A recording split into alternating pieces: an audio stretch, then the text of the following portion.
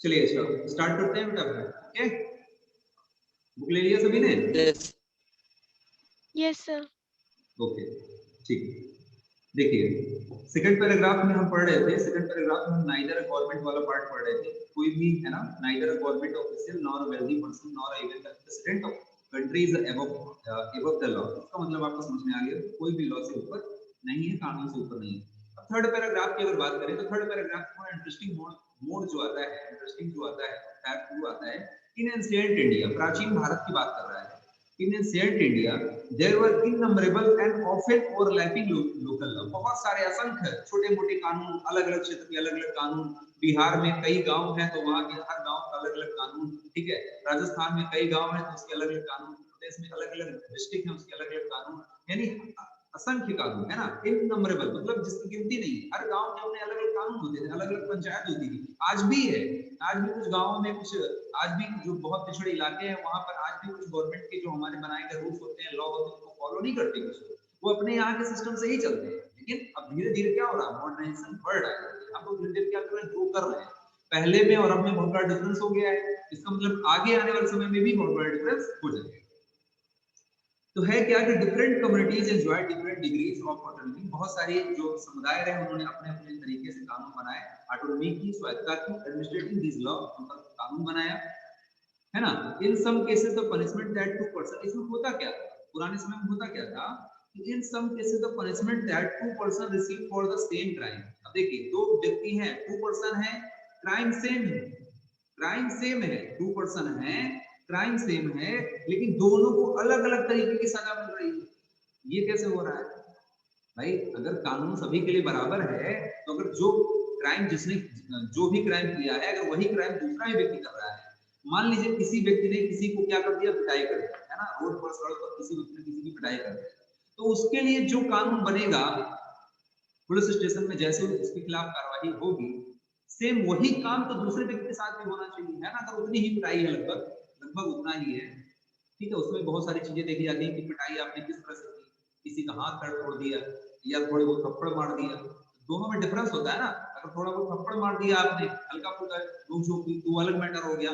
किसी का आपने हाथ पैर तोड़ दिया, ये मान लिया जाएगा कि आप उसकी जान लेने की कोशिश कर रहे थे, ठीक है, तो वहां पर कॉन्सेप्ट अलग हो जाएगा। लेकिन अगर आप इमेजिन करिए कि अगर सेम आपने अपराध किया, क्राइम सेम है, तो दो व्यक्ति हैं तो दोनों के लिए अलग अलग पनिशमेंट कैसे दिया जा सकता है ना। जैसे आप लोगों की क्लास में सर होता उनकी कास्ट के है बेसिस ना। पे। हाँ बिल्कुल सही है। आगे दिया है कि same crime very depending on their caste background. तो पहले की जो छोटे छोटे लोकल कानून होते थे, एंशिएंट टाइम, प्राचीन भारत की बात कर रहे हैं, तो उस समय क्या होता था कि जैसे जिसकी जो कास्ट होती थी, मान लीजिए पंचायत का आदमी जो बैठा हुआ है, ग्राम की पंचायत है बैठी हुई, पंचायत के लोग में कुछ मेंबर उसी की जात के बैठे हुए हैं, उसी की कास्ट के बैठे हुए हैं। बात समझ में? मैं जो है आज आपको इस तरह से नहीं पढ़ा रहा हूँ तो बिल्कुल आपको मैं टफ पढ़ाऊं, क्योंकि मैं ये बुक ऑलरेडी आपको एक टफ लग रही है, इसलिए मैं बिल्कुल सिंपल तरीके से आपको पढ़ाना चाहता हूँ, आपकी भाषा में, जैसा आप लोकल में सुनते हैं बाहर, मैं उसी हिसाब से सिविक्स पढ़ाना चाहता हूँ, ठीक है। मैं उस तरह से नहीं पढ़ाऊंगा सिविक्स की आपको मैं पढ़ा दूं, फॉर्मेलिटी करके चला जाऊं यहाँ से, आपको पढ़ लेना पड़ेगा, ठीक है। आप जितनी देर पढ़े, जितना पढ़े, अच्छा पढ़े, समझ में आए आपको, बस यही मेरे लिए इम्पोर्टेंट है, ठीक है। तो आप लोग, इसलिए मैं कह रहा हूँ कि बड़े इत्मीनान से, बड़े हिसाब से पढ़िए, कोई दिक्कत की बात नहीं है।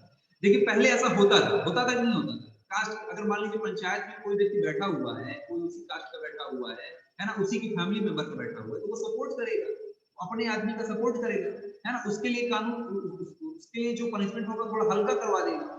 और जो दूसरे पक्ष का है, दूसरी कास्ट का है या दूसरा रिलीजन का है, कास्ट का हो या रिलीजन का हो, ठीक है ना, कहीं दूसरे बैकग्राउंड का हो, किसी दूसरे कल्चर का हो, तो उसके खिलाफ ज्यादा पनिशमेंट हो जाता है। तो इससे बड़ी, बहुत बड़ी समस्या थी बेटा, है ना। लेकिन क्या हुआ कि this slowly began to change, this slowly began to change, और धीरे धीरे क्या हो गया, चेंज हुआ, ठीक है ना। This slowly began to change and the system of law began to further evolve during the colony. इसमें बहुत सारे चेंजेस आए, इसमें बहुत सारे चेंजेस आए, लेकिन कब आए चेंजेस? चेंजेस कब आए? जब कॉलोनियल पीरियड आ गया, यानी जब अंग्रेज आए, तो इन जो कानूनी, जो पुराने एंशिएंट इंडिया की बात करें ना, इनमें थोड़ा परिवर्तन हो गया, यानी कुछ कुछ अच्छा हो गया, कुछ सुधार हुआ, लेकिन बहुत अच्छा नहीं हुआ, ठीक है। कुछ सुधार तो हुआ लेकिन बहुत अच्छा नहीं हुआ बेटा, ठीक है ना। ब्रिटिश जब आए तो कुछ सुधार हुआ, कुछ चेंज हुए, कुछ विकसित हुआ कॉलोनियल पीरियड में, कुछ चेंजेस हुए लेकिन ज्यादा नहीं। अब देखिए क्या ब्रिटिश वाले अब ये आ गए हैं हमारे भारत में, तो ये क्या काम है, तो हमने ऐसा पढ़ा है। ये देखिए सेकंड पैराग्राफ है ये, ठीक है ना, ये जो पिक्चर आप देख रहे हैं इसी को जस्ट सेकंड वाला पैराग्राफ यहाँ पर ऊपर से सेकंड वाला पैराग्राफ में पढ़ रहा हूँ। इट इज ऑफन बिलीव्ड, ऐसा विश्वास किया जाता है that is British colonist, British जो कॉलोनीज, कॉलोनी को मतलब मैंने बहुत अच्छे समझाया है, ब्रिटिश कॉलोनी मतलब दूसरे देश के हैं लेकिन हमारे देश में आके अपना एक रहने लगे हैं, ठीक है ना, उपनिवेश बना लिए हैं। तो who introduce the rule of law in India, उन्होंने भारत में रूल ऑफ लॉ लाने की कोशिश की, है ना, नए नए नियम बनाने की कोशिश की।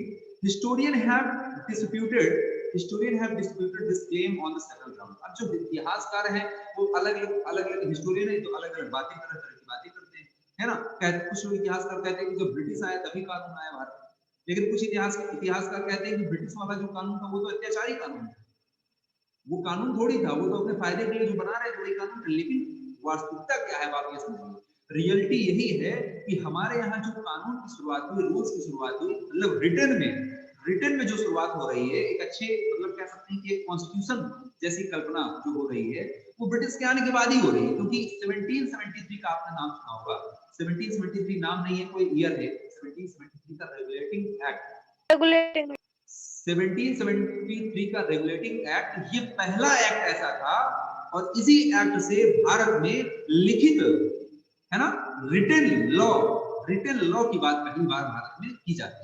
तो पहला क्वेश्चन आपसे यही बनता है कि भारत में लिखित कानून की शुरुआत, रिटन कानून भारत में सबसे पहले कब आया, तो अंग्रेजों के जमाने से ही, यानी 1773 से, 1773 से रेगुलेटिंग एक्ट के माध्यम से भारतीय संविधान की, अगर हम भारतीय संविधान की हिस्ट्री पढ़ेंगे ना, इंडियन कॉन्स्टिट्यूशन की हिस्ट्री पढ़ेंगे, तो इंडियन कॉन्स्टिट्यूशन की हिस्ट्री में 1773 से ही हम लोग 1773 के बाद जो एक्ट बनते हैं, फिर उसके बाद 1773 बनता है, फिर और भी बहुत सारे 1909 में भी आता है, 1999 भी आता है, फिर 1935 में एक्ट आता है, 1947 में एक्ट आता है, ऐसे बहुत सारे एक्ट फिर आते हैं भारत में जो लगातार भारत में स्वतंत्रता तक चलते रहते हैं, नए नए कानून बनते रहते हैं। तो जब हम कॉन्स्टिट्यूशन की हिस्ट्री पढ़ते हैं तो हम 1773 से पढ़ते हैं, ठीक है। ये मैंने आपको यहाँ पर थोड़ा सा मुझे लगा बता देना चाहिए, तो आप लोग दिमाग में रखिएगा, जब कहीं पढ़िएगा तो आपको समझ में ये बात आ जाएगी। सबने बताया था कि इंडियन कॉन्स्टिट्यूशन की हिस्ट्री 1773 से रिटन फॉर्म में यहाँ पर स्टार्ट होती है, ठीक है। जो जैसे एक कानून बन गया तो पूरे देश के लिए लागू, ऐसा सिस्टम। तो देखिए ब्रिटिश, अब देखिए हिस्टोरियन के बीच में विवाद का मतलब यही था, कुछ लोग कहते हैं कि बड़ा अच्छा कानून था, है ना, कानून तो आया, इसको लॉ तो आया, एंशिएंट इंडिया में तो कुछ भी नहीं था, है ना, बड़ा और भी बेकार सिस्टम था, अलग और हजारों कानून थे, अब कम से कम कुछ कानून लिमिटेड तो हो रहे हैं। देखिए इसमें है क्या कि first the colonial law was arbitrary. अब इसका पहला नंबर यही आपको समझ सकते हैं, यही से आपका क्वेश्चन आंसर भी है, ये आपका क्वेश्चन आंसर भी है, ठीक है। यहाँ से आपके बुक में क्वेश्चन पीछे पूछा गया है, यहीं से आपका आंसर भी दिया गया है, यहीं से आप आंसर भी देते हैं कि फर्स्ट में हम बताएं अगर तो the colonial law was arbitrary, colonial जो लॉ होते थे वो आर्बिट्रेरी थे, अत्याचारी थे, ठीक है ना। इसके बाद एंड सेकंड, अगर दूसरी बात करें तो Indian nationalist played a prominent role in the development of the legal sphere in the British India. जो इतिहासकार सेकंड दूसरे को कह रहे हैं, वो उन्होंने कहा कि इतने आर्बिट्रेरी थे कि जो इंडियन नेशनलिस्ट थे, यानी भारतीय राष्ट्रवादी लोग जो थे, यानी राष्ट्रवादी जो लोग थे, जो राष्ट्रवादी लोग थे, जो अपने देश के लिए लड़ते थे, संघर्ष करते रहे उस समय, इनके प्रयासों से ही ब्रिटिश इंडिया में बहुत से कानून सही हुए, अच्छे हुए। अगर ये लोग लगातार लड़ाई नहीं करते, विरोध नहीं करते, पता नहीं और कितना अत्याचार करते। इसका मतलब इंडियन नेशनलिस्ट का भी बहुत बड़ा रोल था हमारे इसमें। ये लोग धक्का करते रहे, लड़ाई करते रहे, मार करते रहे, है ना। इसके बाद अंग्रेज कानून बनाते थे, लेकिन थोड़ा सा हल्का सा उनको दिमाग में रहता था कि अगर ज्यादा खतरनाक बना दिए तो फिर और ज्यादा समस्या हो जाएगी, है ना। तो देखिए one example of arbitrariness that continued to exist as a part of British law is the sedition act of 1870। Underline करेंगे सेडिशन एक्ट ऑफ 1870 में ये है क्या, सेडिशन एक्ट ऑफ 1870 का जो 1870 में जो 1870 मैंने आपको हिस्ट्री में पढ़ाया, तो उसमें जो 1870 का जो दशक रहा, चैप्टर 11 में मैंने थोड़ा सा पढ़ाया था, उसमें 1870 का जो दशक रहा वो बहुत ही खतरनाक था। उसमें आपने देखा कि वर्नाक्युलर प्रेस एक्ट आया था, है ना, आर्म्स एक्ट आया था, इल्बर्ट बिल आया था, ऐसे बहुत सारे कानून आए थे। और उसी में देखिए सेडिशन एक्ट ऑफ 1870 सेवेंटी का मतलब ये है राजद्रोह का, यानी अगर आप कोई भी गवर्नमेंट के खिलाफ कुछ भी बात बोलते हैं तो आपको ये माना जाएगा कि आप इस देश की जो सरकार है, जो इस देश की सरकार गवर्नमेंट चला रही है इस पूरे देश को, आप उसके खिलाफ बोल रहे हैं और आपके ऊपर राजद्रोह का मुकदमा लगा दिया जाएगा और तुरंत आपको जेल में डाल दिया जाएगा, यानी आपके ऊपर तुरंत कानून है ना अप्लाई कर दिया जाएगा। यही सेडिशन एक्ट ऑफ 70 है। ये कहता है sedition was broadly understood with in this act any person protesting, अगर कोई किसी पर्सन ने प्रोटेस्ट किया, विरोध किया, क्रिटिसाइज किया ब्रिटिश गवर्नमेंट की, तो कुड बी अरेस्टेड, वो अरेस्ट हो जाएगा विदाउट ड्यू टू ट्रायल, यानी बिना किसी जांच पड़ताल के सीधे उसको जेल में डाल दिया जाएगा। उसके खिलाफ ट्रायल का मतलब है कि उसको कोर्ट में नहीं ले जाया जाएगा। उस समय की जो कोर्ट थी, मतलब उन्हीं की कोर्ट थी, अपने हिसाब से व्यवस्था बनाए थे, तो कोर्ट में भी उसको नहीं ले जाया जाएगा, कोई सुनवाई नहीं होगी। अगर उन्होंने हमारे ब्रिटिश गवर्नमेंट के खिलाफ कुछ भी बोला तो सीधे उठाकर उनको जेल में डाल दिया जाएगा। ऐसा सिस्टम है। बात समझ में आ रही है? Yes sir. ठीक है सर, वेरी गुड। अच्छा, इसी का एग्जांपल मैं आपको बहुत अच्छा एग्जांपल बताऊंगा जो आपका हिस्ट्री के चैप्टर 11 में भी लिंक करेगा। आपकी बुक में जस्ट बगल में साइड में देखिए, जो पिक्चर देख रहे हैं ना आप नीचे, जलियांवाला बाग की पिक्चर। कहां की पिक्चर है? जलियांवाला बाग मैस्करे जिसको बोला जाता है, जलियांवाला बाग मैस्करे। इसी के ऊपर जो डिटेल दी गई है उसको आप पढ़ के समझ सकते हैं। इसमें दिया गया है another example of British arbitrariness was the Rowlatt Act। एक रोलेट एक्ट पास हुआ था, रॉलेट एक्ट, ध्यान दीजिएगा, रॉलेट एक्ट। रॉलेट कौन था? रॉलेट उस समय का एक अंग्रेज था, ठीक है ना, उसी भी एक्ट का बनाया था, इसलिए उसके नाम पर पड़ गया रॉलेट एक्ट, ठीक है, बस इतना सा है। रॉलेट जो है उस समय का एक अंग्रेज था जिसके नाम पर जो है ये एक्ट पड़ गया। एक्ट उसी ने कानून बनाया था, तो उसने कानून जब बनाया तो यही हो गया रॉलेट एक्ट। रोलेट एक्ट है क्या? रोलेट एक्ट यही है जो मैंने सेडिशन ऑफ एक्ट बताया, रोलेट एक्ट भी उससे मिलता जुलता है, बिल्कुल वही है। रोलेट एक्ट जब आया तो इसमें हुआ क्या? इसमें हुआ ये कि इसमें बिना किसी जांच पड़ताल के आपको, है ना, इसमें होता क्या था कि इसमें आप देखेंगे another example of British arbitrariness, British अत्याचारियों का दूसरा उदाहरण अगर आप देखें, रोलेट एक्ट है which allowed the British government to imprison people without due trial, यानी बिना किसी ट्रायल के, बिना किसी कोर्ट की सुनवाई के, बिना किसी पूछताछ के सीधे आपको जेल में डाल दिया जाना, यही रोलेट एक्ट था। यही रोलेट एक्ट था। इसके खिलाफ खड़े हुए कौन? इसमें इंडियन नेशनलिस्ट खड़े हुए, बहुत सारे राष्ट्रवादी लोग खड़े हुए, ठीक है। इसमें गांधी जी का नाम भी सामने आप देख रहे हैं, in their opposition to Rowlatt bills. Rowlatt bills के खिलाफ गांधी जी भी खड़े हुए। क्लास चल रही है ना, आवाज आ रही है किसी की तरफ से? पहले उसको सुन लीजिए, निकालना पड़ेगा। 1 कोट 42। देखिए इसमें हुआ क्या था कि जब रॉलेट एक्ट आया, came into the effort on 10 मार्च 1919 इन पंजाब में ये एक्ट आया। पंजाब में हुआ क्या कि जब ये विरोध एक्ट तो आ गया पूरे इंडिया के लिए, तो पंजाब में इसका विरोध ज्यादा देखने के लिए मिलता है।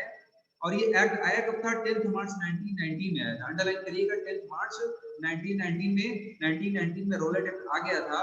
पंजाब में जब इसका विरोध होता है तो वहां से 2 लीडर्स के नाम सामने आते हैं, ठीक है। 10 अप्रैल की घटना है।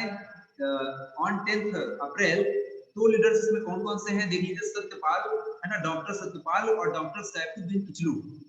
सैफुद्दीन किचलू, नाम किचलू है लेकिन बहुत खतरनाक व्यक्ति हैं क्योंकि इन्होंने विरोध किया था, ठीक है। डॉक्टर सैफुद्दीन किचलू और डॉक्टर सत्यपाल, 2 व्यक्ति ऐसे थे जो पंजाब की तरफ से इसका बहुत जोर शोर से तगड़ा विरोध कर रहे थे। अंग्रेजों को लगा कि ये लोग अगर विरोध ऐसे करते रहेंगे तो इनको तो पकड़ना पड़ेगा। तो इन्हीं दोनों को क्या कर दिया गया, बहुत ही फेमस व्यक्ति थे उसमें पंजाब में, इनकी मान प्रतिष्ठा थी, ठीक है ना। तो इनको पकड़ लिया गया, इनको जेल में डाल दिया गया। तो इसी के विरोध में भाई सैफुद्दीन किचलू और डॉक्टर सत्यपाल के विरोध, भाई अंग्रेजों पकड़ कर उनको जबरदस्ती डाल दिया। ये फेमस व्यक्ति थे, जनता के चहेते थे एक तरह से, ठीक है ना। तो जनता ने इसके विरोध में, रोलेट एक्ट के विरोध में और मीटिंग रखी एक जगह। मीटिंग कहाँ रखी? अमृतसर में। मीटिंग कहाँ रखी? जलियांवाला, अमृतसर में एक जलियांवाला बाग है। जलियांवाला बाग एक प्लेस है, एक जगह है, आप जाएंगे आज भी आपको देखने के लिए मिल जाएगा, ठीक है ना, अमृतसर में। तो वहां पर मीटिंग रखी, मीटिंग चली रही थी। मीटिंग के दौरान उस समय अंग्रेजों को पता चल जाता है कि बहुत बड़ी जनसभा में हमारे खिलाफ मीटिंग चल रही है, बहुत बड़ी जनसभा में हमारे खिलाफ मीटिंग चल रही है। तो अंग्रेज करते क्या है, 13 अप्रैल की घटना है। देखिए 10 अप्रैल को उनको जेल में डाला गया था और मीटिंग लगी 13 अप्रैल को, 3 दिन बाद इसका ही दिन। और जलियांवाला बाग में अमृतसर में सभी पूरे भीड़, बच्चे बूढ़े, है ना, सभी लोग इकट्ठा मीटिंग लग रहे थे, लोग भाषण दे रहे थे, डिस्कशन हो रहा था कि अंग्रेजों के खिलाफ क्या किया जाए, भाई ये तो बहुत अत्याचार कर रहे हैं। उसी समय जनरल डायर का नाम सुना होगा, नहीं सुना है तो सुन लीजिए। General Dyer entered a park which troops, अपनी सेनाओं के साथ में, है ना, अपनी सेनाओं के साथ में पार्क में आता है और दे क्लोज्ड ओनली एग्जिट पॉइंट जितने होते हैं उसको सभी को क्लोज कर लेता है, जितने भी एग्जिट पॉइंट, मतलब कोई भाग ना पाए। चारों तरफ से पहले घेर लिया, चारों तरफ से उस पार्क को घेर लिया और एक साथ फायरिंग कर दी। जब एक साथ फायरिंग कर दी तो धुआंधार फायरिंग से लोगों में अफरा तफरी मच गई, लोग इधर उधर भागे, भाग नहीं पाए, भाई इधर से भी गोली लग रही, उधर से भी गोली, कहां भाग, तो ज्यादा से ज्यादा लोग मारे गए और हजारों की संख्या में लोग भाग गए।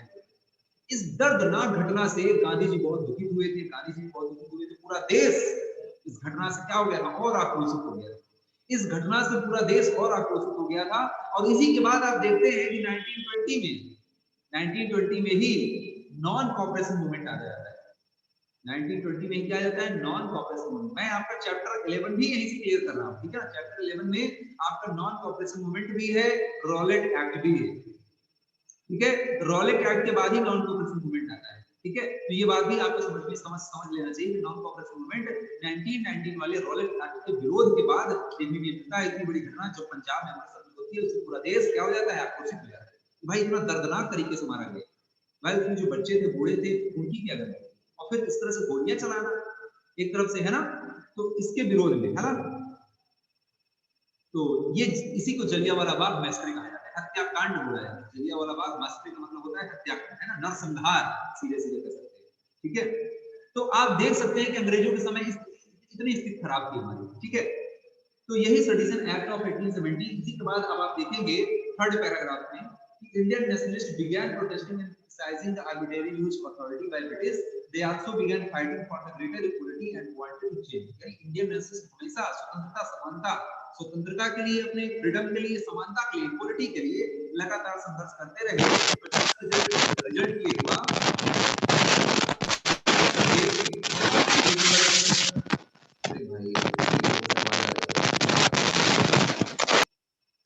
सारंग सिंह आवाज आ रही है बेटा आपके यहाँ से, चलो ठीक है। अब देखिए यहाँ से, देखिए जस्ट पेज नंबर यहाँ पे देखिए, पेज 45 सबसे ऊपर देखिए, मैं यहाँ से पढ़ रहा हूँ कि नेशनलिस्ट का बहुत बड़ा रोल रहा, और इसी की वजह से इसमें आपने देखा कि from state rules that they were forced to obey law as including idea of justice, यानी कैसा कानून बनना चाहिए जिसमें न्याय हो। तो by the end of 19th century, यानी फर्स्ट पैराग्राफ है, सेकंड लाइन है, फर्स्ट पैराग्राफ की इस पैराग्राफ की, है ना। देखिए मैं इधर पढ़ रहा हूँ, मैं यहाँ पढ़ रहा हूँ, है ना, यहाँ की सेकंड लाइन है, सेकंड लाइन में पढ़ रहा हूँ। By the end of 19th century the Indian legal profession also began emerging and demanded respect in colonial courts, यानी कॉलोनियल जो कोर्ट्स थे उसमें भी भारतीयों को भी सम्मान मिले, भारतीयों को सम्मान की दृष्टि से देखा जाए, ऐसा कुछ डिमांड की गई। भारतीय जो जज रहे लगातार इसके लिए हम लोग लड़ते रहे। इंडियन जजेस, भारतीय जो जज रहे, also began to play a greater role in making, भारतीय जजों ने भी, भारतीय जो नेशनलिस्ट थे, है ना, राष्ट्रवादी जो लोग थे, जो क्रांतिकारी लोग थे, इन लोगों की भी मदद किया, सहयोग किया, इनके भी कानून बनाने में सहयोग किया, ठीक है। तो मतलब धीरे धीरे हम लोग क्या कर रहे हैं, धीरे धीरे हम लोग कानून की तरफ, यानी अपने हिसाब से कानून बनाने की तरफ बढ़ रहे हैं। यानी अभी अंग्रेजों के अत्याचार, अब धीरे धीरे उनके अत्याचारों को हम लोग सहते जा रहे हैं, धीरे धीरे हम लोग लगातार प्रयास करते जा रहे हैं, हार नहीं मान रहे हैं, ठीक है ना। तो हमारे जो दूसरे लोग जो अदर पोस्ट में बैठे हुए हैं ऊपर, अंग्रेजों के ही पोस्ट में, मान लीजिए जो पढ़े लिखे लोग थे, पढ़ाई लिखाई कहीं से करके बैठे हुए हैं वहां पर, जस्ट बन गया है ना, सिविल सर्विस में बैठा है, तो वो लोग हमें सपोर्ट कर रहे हैं, ठीक है ना। धीरे धीरे हम लोगों को हर जगह सपोर्ट मिल रहा है। और इसी का आपने देखा होगा सेकंड पैराग्राफ में, देखिए अगर सेकंड पैराग्राफ में आप सबसे नीचे आ जाइए, सेकंड पैराग्राफ में थोड़ा सा ध्यान छोड़ रहा हूं, क्लास 6 बुक लिखा हुआ है, यहां से आप जाइए 1 2 3 4 5th लाइन दिया क्लास 6 में। 6th बुक में आपने पढ़ा, क्या पढ़ा था 6th बुक में, भूल गया होगा, फिर से याद कर लीजिए। You read about Hindu succession amendment act 2005। Hindu succession amendment act 2005 में आया। देखिए अंग्रेजों की घटना से हम सीधे 2005 करना क्यों पढ़ रहे हैं, हम इसलिए पढ़ रहे हैं क्योंकि इसमें कुछ बहुत सारे परिवर्तन देखने को मिले। फिर से याद कर लीजिए, हिंदू सक्सेशन अमेंडमेंट एक्ट 2005 में आया। इस एक्ट का मतलब क्या था, इस एक्ट का मतलब ये था कि according to this new law, इस नए कानून के तहत जो सन्स होते थे, जो बेटे हैं, जो डॉटर्स हैं, जो लड़कियां हैं, एज देयर मदर्स, और उनकी मां भी can get an equal share, उनको भी इक्वल शेयर मिलना तय हो गया ऑफ फैमिली प्रॉपर्टी। पहले क्या होता था कि फैमिली की प्रॉपर्टी केवल बेटे का अधिकार, माँ को भी कुछ नहीं मिलता था, है ना, और उस लड़की जो डॉटर है उसको भी कुछ नहीं मिलता था। लेकिन अब फैमिली में इक्वल शेयर का अधिकार आप सभी को मिल गया है, ठीक है ना, जितनी भी गर्ल्स होंगी इस बात से बहुत खुश होंगी, ठीक है ना। Similarly, new laws have been enacted. Similarly, new laws have been enacted और इसीलिए नए लॉ इस तरह से धीरे-धीरे जो नए-नए कानून है have been enacted to control the pollution and provide employment. तो कुल मिलाकर हम समझने वाली बात ये है कि धीरे-धीरे हम लोग डेवलपमेंट की ओर आगे की ओर बढ़ रहे हैं। तो पहले कैसा था और धीरे-धीरे कानून किस तरह से, कानून की जरूरत कब पड़ती है जब बहुत ज्यादा अत्याचार होता है। जैसे जलियांवाला बाग मैसेकर हुआ, उसके बाद फिर मूवमेंट हुआ, नेशनल मूवमेंट हुआ, उसमें नॉन कॉपरेशन मूवमेंट चला, उसके बाद फिर और बहुत सारे नए-नए कानून आए होंगे, नए-नए कानून बने हैं, है ना। अच्छा, नेक्स्ट हेडिंग है हमारी how do new law come about. जो हमारा चैप्टर था उसी से रिलेटेड है, how do new law come about. ये जो नए लॉ होते हैं कैसे आ जाते हैं, जो नए-नए कानून बनते हैं, दिमाग में ये क्वेश्चन आ रहा होगा कि नए कानून कैसे आ जाते हैं। तो सिंपल सा है कि parliament has important role in making law. Underline करिएगा, there are many ways through which this take place and it's often different groups in the society that raise the need for the particular।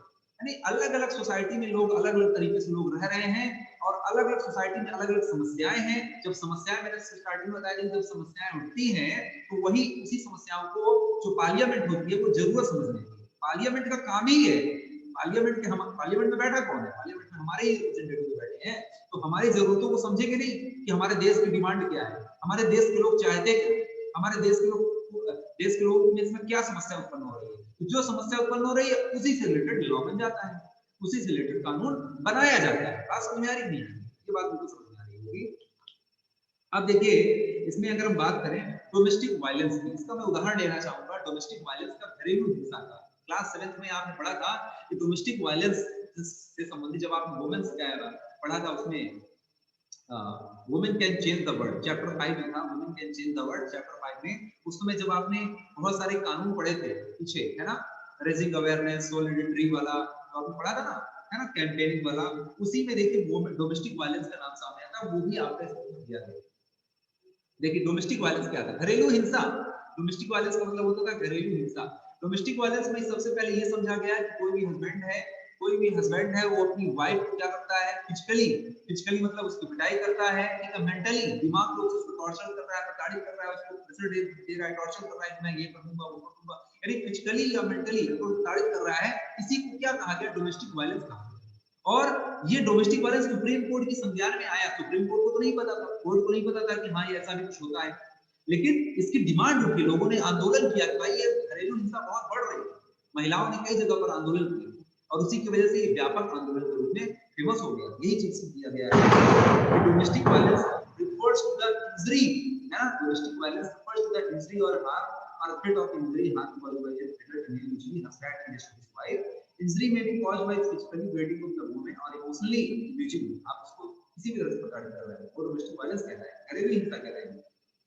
Abuse of the woman can also include the verbal and sexual and economic abuse। यानी आप verbal यानी मुंह से अगर कुछ आप गलत शब्द निकाल रहे हैं, महिलाओं को बोल रहे हैं, है ना, सेक्सुअली अपीलिंग मतलब जैसे आपने सेक्सुअल हैरेसमेंट का नाम सुना होगा, सेक्सुअल हैरेसमेंट आपने क्लास में पढ़ा होगा। सेक्सुअल हैरेसमेंट का मतलब ये कि बहुत सारी वर्किंग जैसे जो महिलाएं आजकल बाहर निकलती हैं काम करने के लिए, तो बहुत सारे लोग उनके ऊपर टीका टिप्पणी करते रहते हैं, है ना, अनर्गल टीका टिप्पणी करते रहते हैं, जो मतलब एक ऐसा लगता है कि उनका जो इंटेंशन है, जो पीपल का इंटेंशन है वो सही नहीं है, जो पीपल का जो इंटेंशन है वो सही नहीं है, मतलब वो कोई अच्छी भावना से, अच्छी फीलिंग से नहीं बोल रहे हैं आपसे, तो वही सेक्सुअल हैरेसमेंट में आता है। और इसको भी क्या किया गया, सुप्रीम कोर्ट ने इसको भी समझा दिया कि अगर ऐसा भी कोई व्यक्ति करता है और अगर किसी महिला ने कंप्लेंट कर दिया है ना, तो उस व्यक्ति के खिलाफ बढ़िया से व्यवस्था कर दी जाए, ठीक है ना, कोर्ट में उसके लिए बढ़िया व्यवस्था है, ठीक है। इसलिए आप लोग सब लोग पढ़े हैं, सब चीजें आप लोग को मालूम होना चाहिए। The protection of a women, और इसीलिए महिलाओं की जो सुरक्षा है, फ्रॉम डोमेस्टिक वायलेंस एक्ट 2005।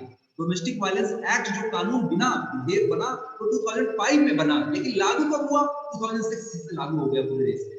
बना कब, 2005 में बना, ये भी बना। Stands understanding of the term domestic to include all women who live or have the shared household with a male member who, है ना, प्रिपरेटिव वायलेंस। इससे इसका मतलब सीधा मतलब ये है कि इसका मतलब ये नहीं कि जो अगर पति पत्नी के बीच में ही कोई मैटर हो उसी को डोमेस्टिक वायलेंस समझा जाए, नहीं। अगर कोई महिला कहीं पर भी रह रही है, अगर कोई महिला कहीं पर भी रह रही है, किसी के साथ भी रहे, किसी फ्लैट में रह रही है, किसी बिल्डिंग में रह रही है, अगर वहां के भी लोग उसको प्रताड़ित कर रहे हैं तो वो भी घरेलू हिंसा। क्यों? क्योंकि एक छत के नीचे रह रहे हैं, एक छत के नीचे रह रहे हैं, घर जैसा माहौल है और वहीं पर हिंसा हो रही है, इसको भी डोमेस्टिक वायलेंस में काउंट किया। ठीक है, इतना मतलब इसको व्यापक रूप से किया। और देखिए ये जो बहुत सारी जो महिलाएं हैं ना, ये सारी यही बात कर रही है। ये आपको पढ़ना चाहिए, ये आपको पढ़ना चाहिए, सभी को बैठ कर घर में पढ़ना चाहिए कि आगे क्या है। देखिए अक्टूबर 2006 में है ना, इसमें साजिया बात कर रही है कि देखिए न्यूज़पेपर में पढ़ा है ना, डोमेस्टिक वायलेंस इस समय आ चुका था, उसी के बारे में पेपर में आया कि the protection of women from the domestic violence act 2005। अगर एक्ट पूछा जाए डोमेस्टिक वायलेंस का तो 2005 हुआ, ठीक है ना, लेकिन पास कब हुआ? 2006 में। देखिए पेपर में छपकर आ गया और लोग खुश हो रहे हैं, लोग चर्चा कर रहे हैं, लेकिन ये इतना आसान नहीं था, ये इतना आसान नहीं था बेटा, ठीक है ना, ये बहुत टफ था। अगर इसकी कहानी शुरू की जाए तो देखिए अप्रैल 1991 में है, ये टिपिकल डे था एट देयर ऑफिस, जिसमें कुछ महिलाएं देखिए बात कर रही हैं ऑफिस में जाकर, कह रही है कि माय हस्बैंड बीट्स मी, मेरा हस्बैंड मुझे पीटता है ना, मुझे भगा रहा है ना, आई फील, मैं बहुत शर्मिंदा हूँ, मैंने पहले बहुत दिन तक अपनी बात छुपाने की कोशिश की, लोगों से बताने पर बहुत सारी महिलाएं ऐसी होती है, घर में पिटाई हो रही है, बहुत सारे लोग उनको प्रताड़ित कर रहे हैं, लेकिन बहुत सारी महिलाएं डर के मारे, समाज के डर के मारे, भय के मारे बाहर नहीं निकलती। आज भी व्याप्त है, ठीक है, बहुत सारी महिलाएं बाहर निकलती हैं, ठीक है, और I am being ill treated my है ना son and daughter in law, ये वर्बली। देखिए हर महिला है वो कोई बच्चा उसको प्रताड़ित कर रहा है, कोई किसी का लड़का है बाद में अपनी ही मां को मार रहा है, पिटाई कर रहा है, बहुत सारी केसेस थे, ठीक है ना। I am being ill treated by my son and daughter in law, है ना, daughter in law verbally abusing, यानी उसकी जो बहू है वो उसको प्रताड़ित कर रही है, अपनी सास को मार, तो वो भी तो एक महिला है ना जिसको आप मार रहे हो। तो केवल इसमें केवल हस्बैंड वाला मामला बस नहीं है, ये बताने की कोशिश कर रहा हूँ, ठीक है, इसमें कई मामले हैं। तो देखिए 1990 से लेकर अब कानून कब बन रहा है, कानून कब बन रहा है 2006, कितना लंबा संघर्ष, आप सोचिए 10 साल उधर और 5 साल इधर, 15 सालों बाद, लगभग 15 इयर्स बाद एक कानून बन के आता है। सोचिए कितना बड़ा संघर्ष कानून के लिए, यानी समाज में अगर बात ना उठती धीरे धीरे तो आज भी बात कभी रहती है ना, तो बहुत सी महिलाएं इससे पीड़ित रहती है। तो आपने ये सब चीजें देखा, पब्लिक हियर ये सब मीटिंग होती है और फिर जाके यहाँ पर ये सारी चीजें डिस्कशन होता है, और ये बात पैराग्राफ में यहाँ दी गई है, इस पैराग्राफ को आप यहाँ से समझिए। इन दिसंबर 2002, ये जो येलो कलर से दिया गया बेटा, ये जो येलो कलर से दिया गया है इसको आप यहाँ से समझिए। येलो कलर में क्या दिया गया, कह रहा है इन दिसंबर 2002 standing committee submitted it's, standing जो कमेटी रही सबमिटेड इट्स, को सबमिट किया इस कानून को, भाई ये कानून बनना चाहिए, और रिकमेंडेशन हुआ कहाँ पर, राज्यसभा से, राज्यसभा में कानून, पार्लियामेंट में आया, ये सारी बात कहां से आई, पार्लियामेंट में ही तो कानून बनेगा ना, तो पार्लियामेंट का इंपॉर्टेंस आप समझिए, राज्यसभा में आया and there were also tabled in the Lok Sabha, पहले राज्यसभा में गया, फिर राज्यसभा से लोकसभा के सामने टेबल्ड का मतलब प्रस्तुत किया गया, है ना, पेश किया गया, लोकसभा में भी पास हो गया। The committee report accepted the most demands of the women rights committee ने कहा कि जितनी भी महिलाओं की लोग सबकी यही डिमांड है कि डोमेस्टिक जो वायलेंस है उसके खिलाफ कानून बनना चाहिए। और फाइनली हम देखते हैं अ न्यू बिल, नया बिल आ जाता है, was reintroduced in the parliament 2005 में इसको reintroduce किया गया, और after being passed in the both houses of the parliament, और पार्लियामेंट के दोनों हाउसेस में पास होने के बाद ही it was sent to the president, जो प्रेसिडेंट को भेजा गया, यही तो मैंने बताया ना कि प्रेसिडेंट को भेजा गया, और क्या हुआ, protection of women from domestic violence act came into the effect in 2006 से भारत में प्रभावित उसको देखने के लिए लागू होने का मतलब ये होता है कि अब अगर 2006 में अगर कोई व्यक्ति ऐसा पकड़ा जाएगा तो सीधे खिलाफ। 2005 में तो सब कुछ पार्लियामेंट में काम चल रहा था, 2006 से ये बिल्कुल इसमें आ गया, ठीक है, प्रभावी रूप से आ गया। अब देखिए कुछ कानून बेटा ऐसे बन जाते हैं, अच्छा देखिए एक टीचर से देखिए 10 मिनट बाद फिर से क्लास आपकी एंड हो सकती है, 5 या 8 मिनट बाद फिर से क्लास हो सकती है, अगर जुड़ना होगा तो मैं फिर से मैसेज कर दूंगा, लेकिन फटाफट कंप्लीट कर लेते हैं, हो सकता है कि कंप्लीट हो नहीं पाएगा, मुझे 10 मिनट का समय 10-15 मिनट का समय और चाहिए, ठीक है, चैप्टर पूरा कंप्लीट ही हो गया है, बस थोड़ा सा समय और चाहिए। देखिए इसमें इसको आप जब पढ़ेंगे तो समझ में आपको आएगा। अच्छा देखिए यहाँ पर जो एक ट्री जैसा बना हुआ है, एक पेड़ बना हुआ है ना, बराबरी के रिश्ते हिंसा से मुक्त, बराबरी के रिश्ते हिंसा से मुक्त, ये पिक्चर बनी हुई है, इस पिक्चर के बगल में क्या लिखा हुआ है वो मैं आपको बताना चाहता हूँ, ये बहुत ही इंपॉर्टेंट है, ठीक है ना। सिद्धि त्रिपाठी कह रहे हैं what is the work of the Rajya Sabha and मैं बता रहा हूँ राज्यसभा का वर्क बता दूँ, ठीक है, उसमें हालांकि उस वीडियो को देख लीजिएगा, फिर वीडियो को देख लीजिएगा, उसमें सब शायद आपको जानकारी मिल जाएगी। देखिए इसमें क्या कहा गया, often women who face violence और abused are seen as victims, जब भी किसी महिला के ऊपर कोई पीड़ा होती है, कोई महिला के ऊपर कोई कष्ट होता है, वो महिला सहती है, तो हम उसको क्या कहते हैं, विक्टिम कहते हैं। ये कहना गलत है। विक्टिज्म वर्ड कहना गलत है, क्योंकि विक्टिज्म का मतलब हो जाता है पीड़ित, मतलब उसके साथ में कुछ ना कुछ गलत हुआ, पीड़ित है। जबकि वो पीड़ित नहीं है, वो क्या कर रही है, वो स्ट्रगल कर रही है, वो स्ट्रगल कर रही है, ठीक है ना। But the woman struggling the several different ways to survive this situation, woman को हर सिचुएशन में उसको क्या करती है, सहती है ना। Therefore, it is more accurate to refer them as survivor। याद रखिए, इस पैराग्राफ को बताने का मेरा मतलब क्यों यही था कि जो भी महिला जो जिसके साथ भी कोई भी पीड़ा हो रही है, हम उसको विक्टिम ना बोले, हम उसको क्या बोले, सर्वाइवर बोले। ध्यान दीजिएगा, विक्टिम आज से कहना बंद करिए, सर्वाइवर कहना शुरू करिए। वो महिला सर्वाइवर है। सर्वाइवर का मतलब क्या है कि ज्यादा कहना, सर्वाइवर कहना ज्यादा उचित होगा बजाय पीड़िता कहने, है ना। हम लोग कह देते हैं कि पीड़िता, पीड़िता नहीं है, सर्वाइवर, ठीक है। ये आप लोगों ने याद। तो इस तरह से ऊपर पेज नंबर लास्ट पैराग्राफ देख सकते हैं आप। लास्ट पैराग्राफ ही है या शायद थोड़ा सा और बचा हुआ है, थोड़ा और बचा हुआ है, ठीक है। इसमें देख लीजिए पेज नंबर 49 में, पेज नंबर 49 और 49 में सबसे ऊपर वाला पैराग्राफ, फर्स्ट पैराग्राफ देखिए, इसमें दिया है as the above example shows the role of citizen is a crucial in a helping parliament frame different concerns। इसका मतलब आपने पूरे इस चीज को समझने के बाद आपने समझा, आपने ये समझा कि आपका रोल कितना इंपॉर्टेंट है पार्लियामेंट में। अगर आप लोग नहीं जागरूक हैं, क्या पार्लियामेंट में कोई कानून बनेगा? नहीं बनेगा बेटा। इसलिए आप लोगों को जागरूक होना पड़ेगा। जितना ज्यादा आप लोग जागरूक होंगे, पार्लियामेंट भी उतना ज्यादा जागरूक होगा। समझ में आ रहा है ना? पार्लियामेंट को जागरूक करना है, मतलब आपको जागरूक होना पड़ेगा। जब आप जागरूक हो जाएंगे, आपकी समस्या बताएंगे और कानून बनेगा, क्योंकि आपके ही तो मेंबर है ना भाई।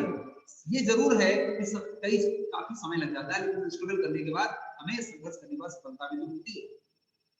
तो देखिए, यही पढ़ा हमने कि as the above example shows the role of citizens is a crucial in a helping parliament। अगर ये सारी चीज हेल्प कर रहे हैं आप लोगों का जो संघर्ष रहा, वो देखिए इसमें क्या साफ साफ लिखा है, हेल्पिंग पार्लियामेंट। पार्लियामेंट की आप लोग हेल्प कर रहे हैं, किसमें? फ्रेम डिफरेंट कंसर्न, मतलब डिफरेंट कंसर्न, नए नए मुद्दों पर आप लोगों को फ्रेम करने में, पार्लियामेंट को नए कानूनों को बनाने में आप लोग उसकी हेल्प कर रहे हैं। That the people might have new law, ठीक है ना, जो कानून के रूप में बनने लगा। From establishing the need for a new law, it's being passed at every stage of the process. The voice of citizens is a crucial element. The voice can be heard through the TV reports, newspaper, editorial, radio broadcast, local meeting। आज तो बिल्कुल parliament में आपने सरकार को चुन लिया, सरकार चुनने के बाद आपको घर में चुपचाप बैठना चाहिए कि हाँ हम लोग 5 साल के लिए, हमने 5 इयर्स के लिए अपनी गवर्नमेंट को चुन लिया, इसके बाद आप लोग बस घर में बैठ जाते नहीं। आप लोग टीवी रेडियो के माध्यम से सरकार के कामों पर, सरकार के वर्क पर नजर बनाए रखें कि सरकार, हमारी जो पार्लियामेंट है, जो हमारी गवर्नमेंट है, वो क्या काम कर रही है, ठीक है। और आप जब कोई गलत काम कर रही है तो आप उसके खिलाफ खड़े होंगे, सरकार को पता चलेगा कि हाँ हमने गलत कर दिया, तो उसमें संशोधन कर लीजिए, अमेंडमेंट कर लीजिए, ठीक है ना। यही बात इसमें दिया गया है। All of which help in making the work of the parliament much more accessible हो जाएगा, और भी ज्यादा एक्सेसिबल बनेगा। एक्सेसिबल का मतलब क्या होता है? एक्सेसिबल का मतलब होता है सुगम हो जाना, सरल हो जाना। यानी पार्लियामेंट में जो भी कानून बन रहे हैं, आप चुपचाप बैठे घर में सुनते रहेंगे तो ऐसा कुछ नहीं होगा। अगर आपको सही लग रहा है तो ठीक है, अगर गलत लग रहा है तो फिर आप लोग उसके लिए आइए बात, ठीक है। पार्लियामेंट उसके बारे में बात करिए, सोचिए। ट्रांसपेरेंटी है, ट्रांसपेरेंसी, ठीक है। अच्छा, नेक्स्ट हेडिंग है आपकी unpopular and the controversial law. इसको हम लोग अभी जस्ट फिर से वीडियो एंड करते हैं और फिर वहां समझते हैं अनपॉपुलर एंड कंट्रोवर्शियल लॉ। बस लास्ट हेडिंग है, इसी को थोड़ा सा समझ लेते हैं कि कुछ कानून ऐसे होते हैं जो अनपॉपुलर हो जाते हैं।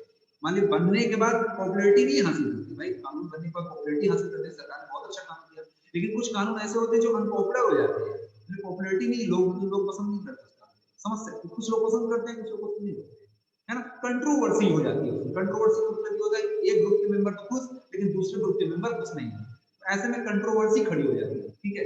ऐसे ऐसे कौन से कानून है, इसका भी हम लोग इसमें बहुत अच्छा एग्जांपल देखने वाले हैं, जिसको भी हम लोग 10 मिनट बाद फिर से देखेंगे, ठीक है ना। आप लोग कहीं मत जाइएगा, 10 मिनट के बाद जैसे वीडियो में एंड होगा, 10 मिनट के लिए आपको पानी पी से 10 मिनट के बाद फिर से फटाफट ज्वाइन करिएगा, क्योंकि मैं इस बार वेट नहीं करूंगा, 10 मिनट के अंदर ही तुरंत क्लास स्टार्ट हो जाएगी, ओके। Thank you. आवाज आ रही सभी को ना मेरी? सुनाई दे रहा था ना सभी को? ये बताइए पहले। Yes sir, yes sir, yes sir. थोड़ा रेस्ट कर, 5-10 मिनट रेस्ट करिए, फटाफट फिर से हम ज्वाइन करते हैं। Yes sir. ओके, बस ज्यादा नहीं, 10-15 मिनट की क्लास है, ज्यादा नहीं।